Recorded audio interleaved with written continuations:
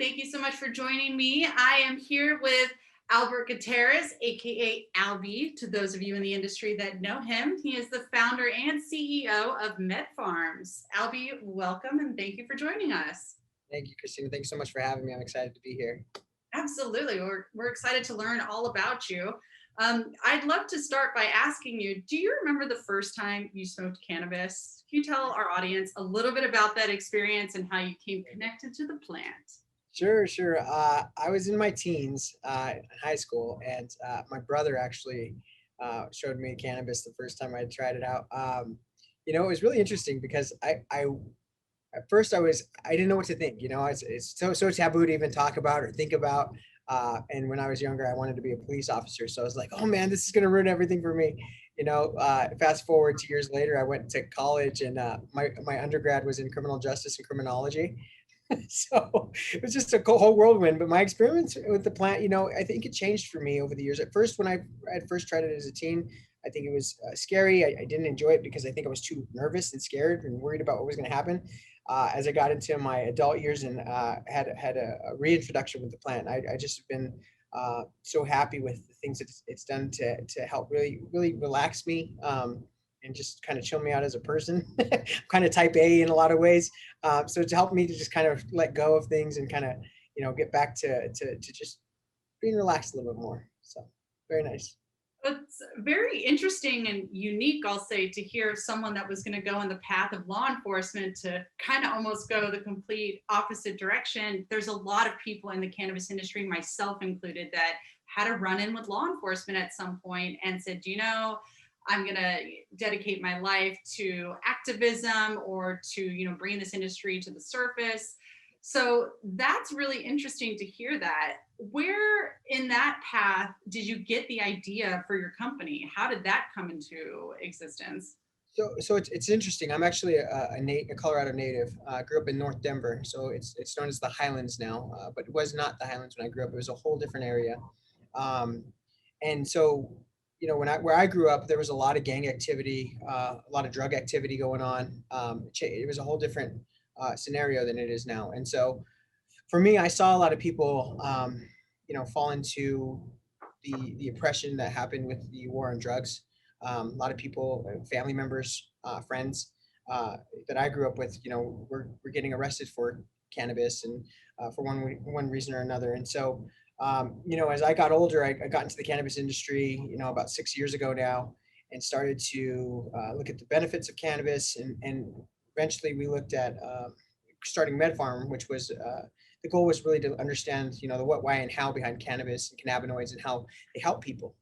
And so we started a research company, and that's what MedPharm is. We're a research company that focuses on, the what, why, and how behind cannabinoids and terpenes and other excipients that come together to help people. And so when we started the company, we wanted to make sure that we could start doing research that supported our goals of creating this company that, looked at the benefits, not only the medicinal value, but also how to normalize the plant itself, right? Because that's really important. And the reason why that's important is because the people that were being oppressed by the war on drugs, specifically even in cannabis, and thrown in jail and prison for long-term sentences in life, they were minority populations. And so, being a Latino growing up in Denver, I saw a lot of this, and so it was hard for me to understand as we became a big industry. Why aren't we, my people, the Black community, why aren't they being allowed to partake in this industry like everybody else was at the time? And so we started looking at that, and obviously there's a lot of racial disparity in cannabis. In Colorado, the ownership and the executive level ownership was over 95% white. And so, the good thing is the states recognize that, and they're taking a lot of steps now to right that wrong and figure out how to make it better. And so I was a part of the social equity work group at the Marijuana Enforcement Division this year to help come up with different opportunities that we can allow for other social equity applicants to come in and be able to be a part of the industry with. And so, we've been doing a lot of work there. And then finally we said, well, we don't want to just talk the talk. We actually want to walk the walk. We want to actually go forth and do something. So we created, and if you look at my shirt, you can see it, but the awareness brand, I'm really proud of it. We're launching this today. But awareness is, if you look at the way it's spelled, we spelled it aware and us. So we want to make everybody aware with us, right, about what's going on, the movement that we're doing. We partner with the Black Cannabis Equity Initiative on this new first initiative. And we're going to be giving funds back to the Black Cannabis Equity Initiative because of what they're doing in the community to help bring the right people to the table to have these conversations about how we get more Black ownership in cannabis, more minority ownership in cannabis, and moving that conversation piece forward. So, we created a new product. It's going to be sold in over 30 dispensaries across the state. We created some great partnerships with these dispensaries. And they're going to be putting the products on their shelves today, and you can go buy one of those products, and and proceeds from that, from all the sales, will go back to the Black Cannabis Equity Initiative as well. So we're really excited about this. That's amazing. And thank you for giving that to the industry. What are some of some of the hurdles, the stigmas that you feel like you're having to, face and overcome in your efforts to try to bring minority representation to the table? I mean, what are you actively battling against every day? Is it access to capital? Is it lack of people, investing in minority businesses? Like, what are you fighting? And what, if you had to make a solution, what would, be the fight, and what's the answer? Yeah, there's a number of ways, right? So we talked about the research side of it. So the part of it is just having the understanding across the United States and abroad that cannabis it has medicinal value. Right now, it's a Schedule I narcotic, so everybody looks at it as this taboo, doesn't help anybody type of product, and it does, right? We've heard all of the anecdotal evidence, and now we're taking it to the research side to say, hey, this really does help somebody. So that way, when you're getting pulled over because you have cannabis in your car, that you're not getting arrested, and charged with 20 years for a gram or an ounce or whatever it may be, right? So that's part of the normalization of it, and removing that, and removing the stigma. Excuse me. The other part of it is the barrier to entry, right? So it's one, getting the right applicants and those that have been impacted by the war on drugs and involved. So getting them involved, giving them a seat at the table, having the discussions. The other biggest barrier to entry is capital, right? It's very expensive to get in this industry. To start our own facility, we spent a few $1 million just to get it going. And so the question then becomes, how do we get people who are applying, social equity applicants specifically, how do we get them access to capital? So the state has done a number of iterations of discussions with different groups who might be interested in funding. We started a incubator program, so that way those who maybe want to get involved but don't have much understanding as far as how the operations of the industry go. As far as the operations of the industry are carried out, we have a program where I'm going to partner, for instance, with one social equity applicant. She's starting a drinks company, and I'm going to show her how we extract, show her where we get our product from, how we go through the whole workflow of everything to make an actual distillate, and then how you can put it into a drink and infuse it. So we're going to work together to bring her up to speed on how she can do that to make her drinks company, for example, helping her out with her application to make sure she knows how to fill out the application correctly. And then, I'll make introductions to different partners as well that might be interested in helping funding. The state's done a lot with regard to helping with maybe taxes. For instance, as a company, you might get taxed with capital gain tax, but they're going to relax some of that for these new social equity applicants and be able to help out in that way. So that's a big piece of it, because funding is very challenging to get in this industry already. And then you can combine that with people who maybe don't have as much knowledge or business acumen because they haven't been able to, go different routes and understand that side of the business. So we're trying to get education done. We're trying to get funding done. And then operations all the way through, and we'll have our team help out with that. So those are some of the things that we need to do. On the federal level, obviously, there's a lot to still happen to make sure that the industry can become a legitimate industry across the United States, not just in the states that have allowed. We've seen them. I think the states have spoken, and we're seeing that. They're saying, hey, we want cannabis. It's okay. The sky's not falling when we do legalize cannabis in these states. And so we've seen a lot of good, and there's a lot of great tax dollars that go to helping different communities with that. So that's continued growth. Our goal is to find new partners and more partners that want to work together to help in the community at the community level. So throughout the year with the awareness brand, we're going to be partnering with different groups who are promoting that message, and not just promoting it, but also doing something about it, because we're very much about action. Excellent. And mentorship is so important in this industry as well. As you mentioned, I mean, capital can go so far, but if you don't know how to apply that, you don't know the extraction process, you don't have connections to say, hey, this worked for them, this didn't work for them. It's Right. so important to find a good mentor. Do you feel like you had a mentor through this process? Yeah, I did. I had a few mentors. I mean, I've had different mentors throughout my career, but in cannabis specifically, a gentleman by the name of Andy Williams was my mentor. He's the one of the owners of Medicine Man, if you're familiar with Medicine Man here in Colorado. But Andy was a phenomenal person to just work with and learn from. Helped to open different doors and show me, different ways to handle business itself. And so I've been lucky enough to have him as a mentor to me throughout the years. So. Nice. And so when it came time for you guys to get started, to get MedPharms off the ground, what were some of the not stepping stools, but I mean, what were some of the steps you took into really just accomplish that mission? You mentioned operating in the legacy market, transitioning into the regulated market. Did that, play a role in getting you guys off the ground? What was that like in the very beginning? It was a challenge. I think with a lot of governing bodies, they don't want to make the wrong mistake. They don't want to make the wrong move and approve the wrong thing. So to get started, it was a challenge to really figure out the different regulations that are involved in the industry. There's a lot of red tape that we have to operate under, and understandably so because of the one the mindset that's been around for so long, but also the regulations at the federal level. So we have to be real careful with how we market and how we the different things that we're allowed to put into the market. Um, and so we had to tap on the city and the state to really help guide us in a lot of ways. We're the first recipient of a cannabis research license here in Colorado, so we can actually perform clinical studies or other research that we want to do in the state. And so that was a first for us too. So going through that, creating the framework for it, being able to touch base with the MED and say, hey, here's what we're thinking, and this is why we want to be able to conduct research and get their not so much support. I can't say support because it's always hard to say support with the MED, but also just get their buy-in to understand, okay, this needs to be done. We put the cart before the horse in some ways in cannabis. We said, hey, let's throw the industry out there, and then let's do research. And now it's like, okay, we need to do the research. And so that's really where we're at. So creating a new segment of the industry was really important to us.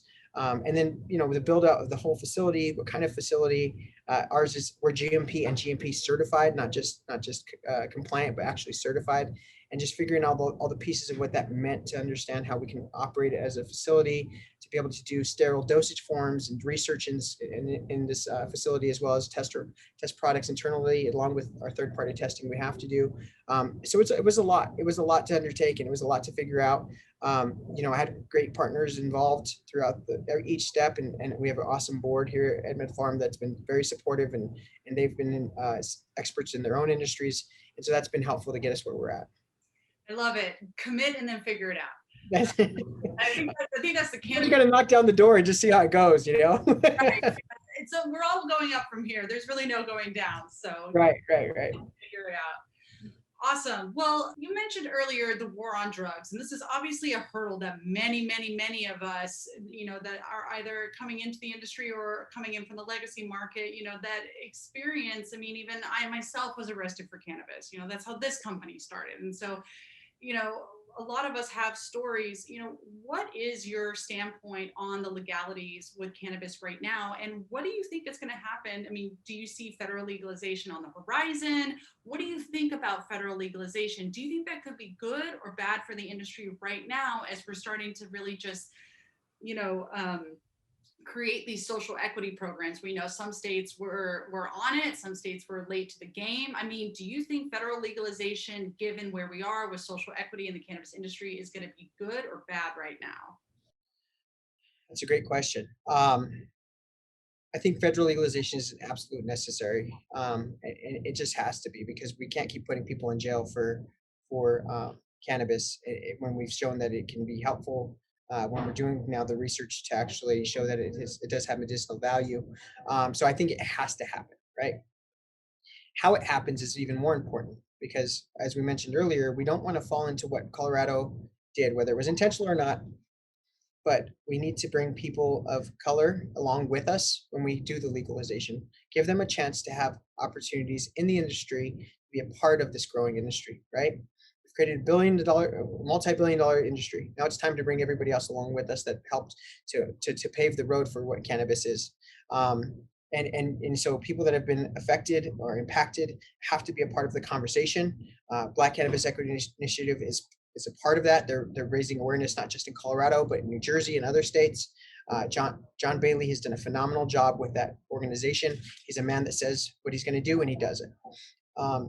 And then, going forward in the industry, we we as a country have to now buy into the fact that cannabis is something. It's a market that we need to push forward. We need to be a part of that conversation on a global level, like Canada has started to do already, and become the leader in cannabis across the world. I think that we can do that. I know we can, and it's really important. We can in Colorado specifically, we can be the leader in research right now regarding cannabis and cannabinoids and the way that they help people.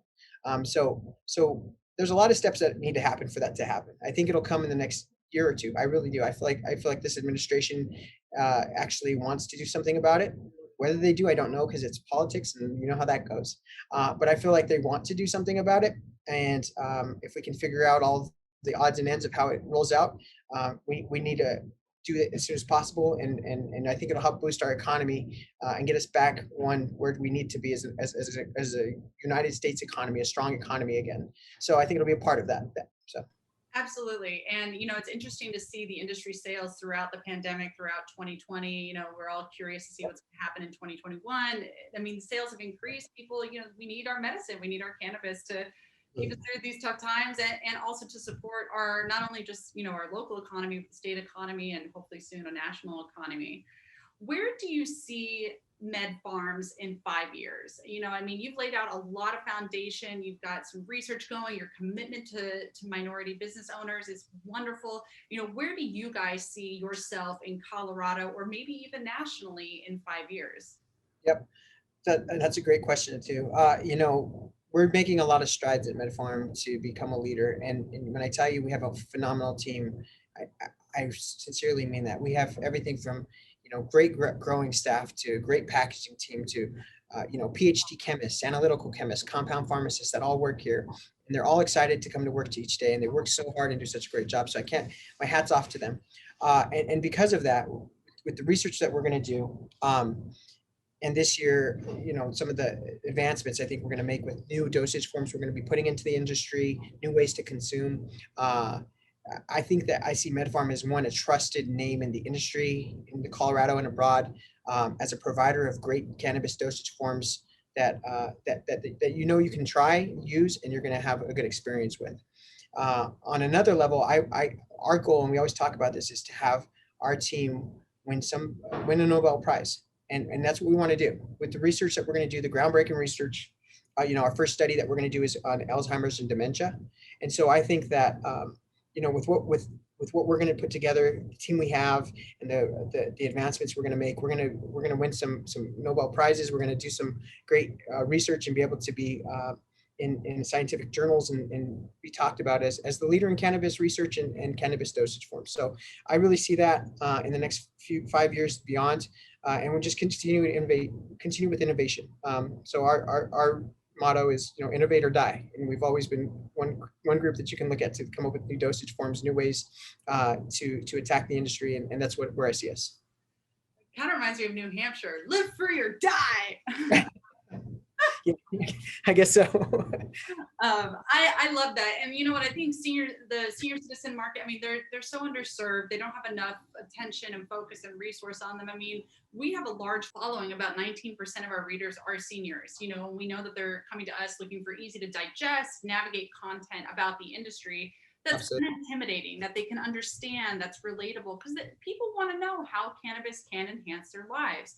And so, I'm rooting for you guys for that Nobel Prize. And I mean, anything is possible. Commitment is key. And so, if you believe you can get there, I absolutely believe you as well. And I hope you get there before I become a senior, because I'll be leaning on some of your research. Thank you.